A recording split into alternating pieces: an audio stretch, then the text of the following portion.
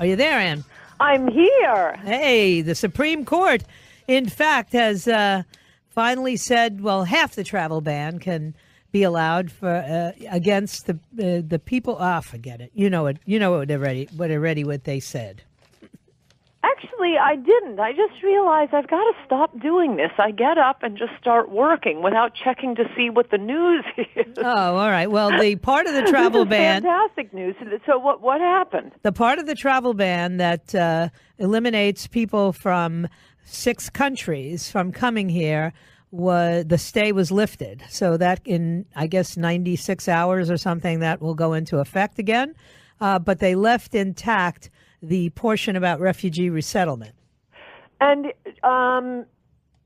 this an official opinion or is this preliminary? Oh, no, these are opinions. I mean, Gorsuch's opinion is priceless. This is going to be a happy day. He and Thomas, well, they're going to hear the case. Often the news isn't that interesting, and I start reading the news, and I never get my work done. I go on Drudge and Breitbart. So I've started sometimes. I mean, for the past week, there's good stuff to get to. By just starting what I've decided I want to write or talk about. Wow. Yeah. So people with no ties. I'm so out of the breaking news. Yeah. Especially because you're an attorney, and I was going to ask you a bunch of attorney-type questions about it, but that's all right.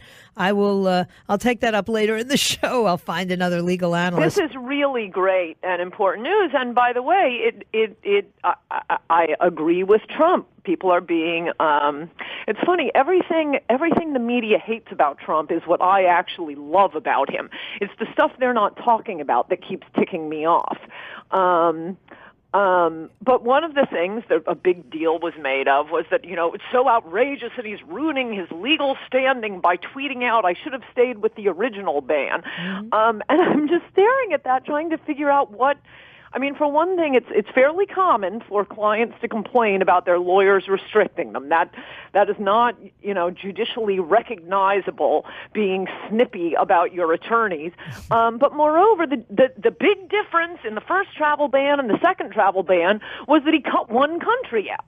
Mm-hmm. Yeah. Iraq. Yeah, exactly. So if they upheld these 6 countries, my guess is they would have upheld Iraq. I mean, Iraq has a particularly good justification for something I discovered and wrote a lot about. The 2 Iraqis who were, at great expense to U.S. taxpayers, resettled in Bowling Green, Kentucky. And then, upon the slightest investigation, it turns out not only were they not helping U.S. forces in Iraq, they were part of the resistance in Iraq, and one of their fingerprints, at least one of them, they were blowing up U.S. troops with IEDs, and they found an IED factory found one of these blessed, beloved refugees we've resettled, found his fingerprints on IEDs back in Iraq. Right. They had come to America. They're being eavesdropped on. They'd come to America to pursue a U.S. general and his troops whom they were particularly upset about. So we're paying to bring in the people we were fighting against in Iraq. So Trump was right. He should have kept Iraq in. So here, I'll give you the official. The Supreme Court is letting a limited version of the ban on travel from 6 mostly Muslim countries to take effect, a victory for the president and the biggest legal controversy. The court said Monday the ban on visitors from those 6 countries could be enforced as long as they lack a credible claim of a bona fide relationship with a person or entity in the U.S. The justices will hear the arguments in the case in October. Oh, okay, I see. So, okay. So there will be fuller argument. And just out of curiosity on how utterly corrupt the liberal judges are, how did the vote go? Could you tell? Oh, well, we know Gorsuch wrote an opinion. He agreed with Justice Thomas and with Justice Alito that they should... Did anybody dissent? No. He agreed that they should have let the complete ban take effect. Oh, that's fantastic. Yeah, that was their dissent. But what about Breyer and Ginsburg?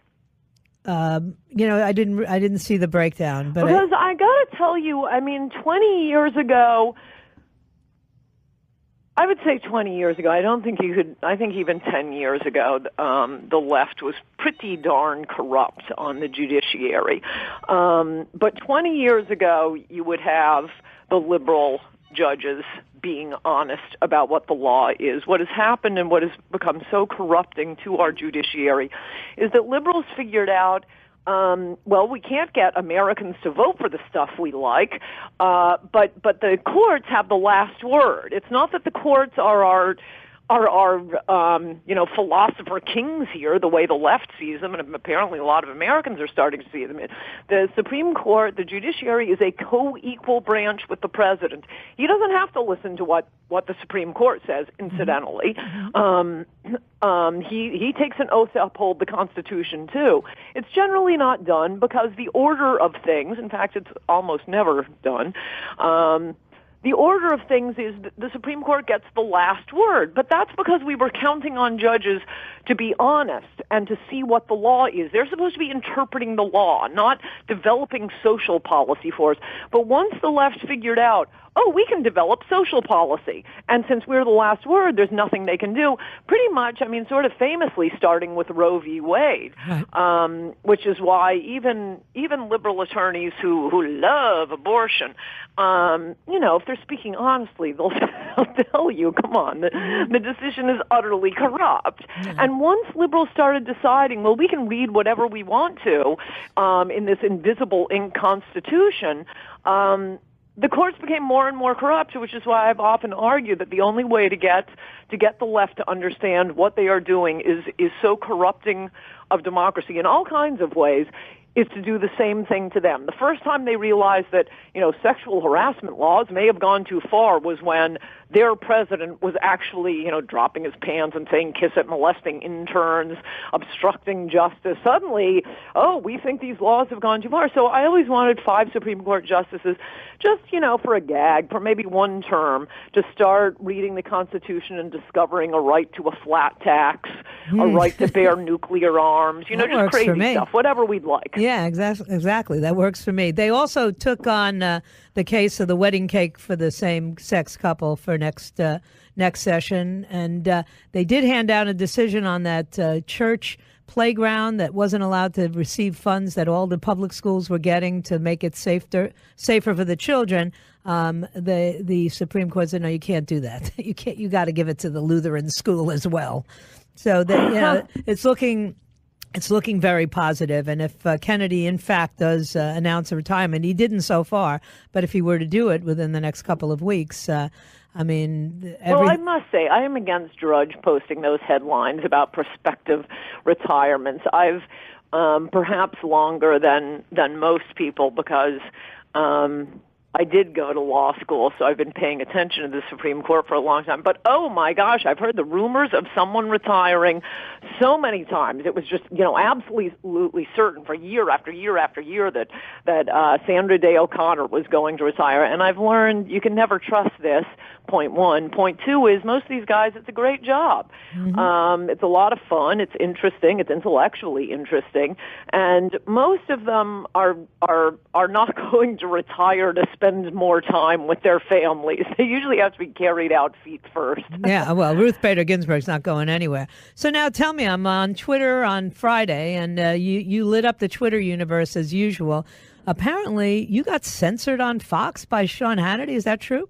Oh, it's so frustrating. I used to have a rule with liberal networks only, no pre-tapes, because you're doing live TV. Whenever you'd get them, no, they'll just edit that part out to make themselves look good. I mean, you can edit something to make a person look any way you'd want. I mean, you're going to say any number of words to change what the question is, and it really is outrageous.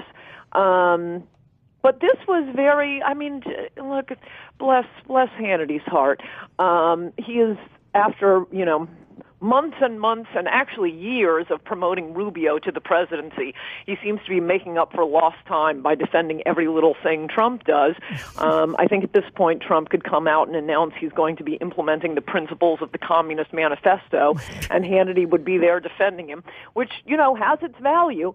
But he asked me about it and what I was supposed to be talking about. We weren't able to talk about it before I went on. Maybe he would have been warned what I was going to say if it had been in studio, but he was doing it from his house in Long Island. So he just springs on me, and if you saw it, there was a long lead-in. It was about the Gary Cohn, yeah, and the Cedar Rapids speech, right. which I was actually sitting in studio for. I was going to comment on it on Tucker, but this speech went right through Tucker's whole show.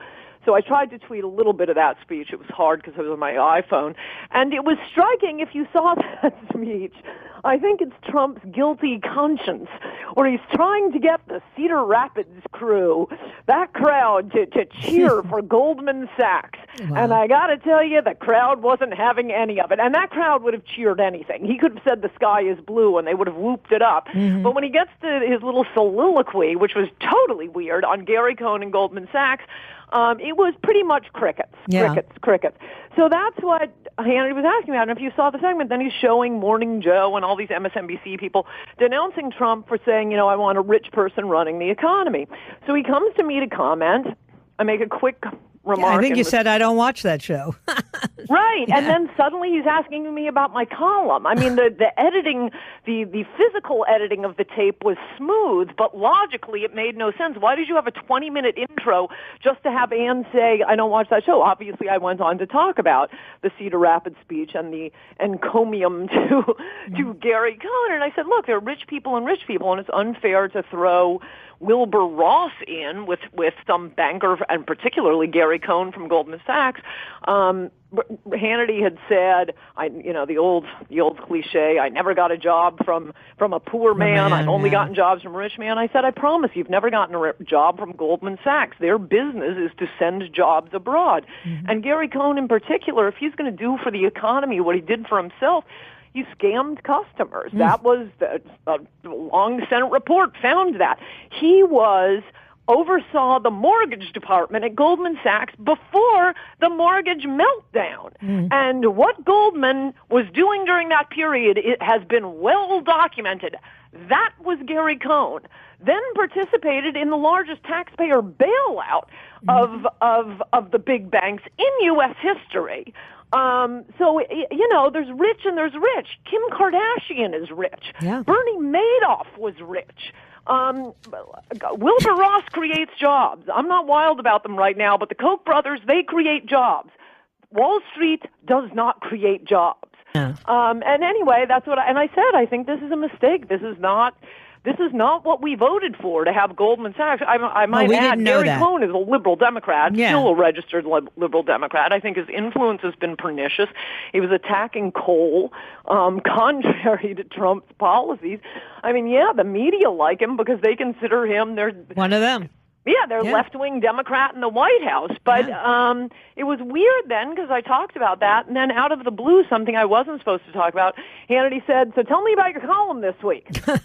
And that's when I thought, you're going to cut everything I just said. Yeah, well, you were right. So I tweeted it in advance. If he cuts one word about what I said about Goldman Sachs and Gary Cohn, it will be a scandal. And then, as expected, he cut it. See my column this week. Yeah, absolutely. Well, Ann, thanks. I kind of figured that was the whole story because it really was awkward. I don't even think it was a smooth edit. It was like, I don't really watch that show. What about your column? What? It's like, wait a minute.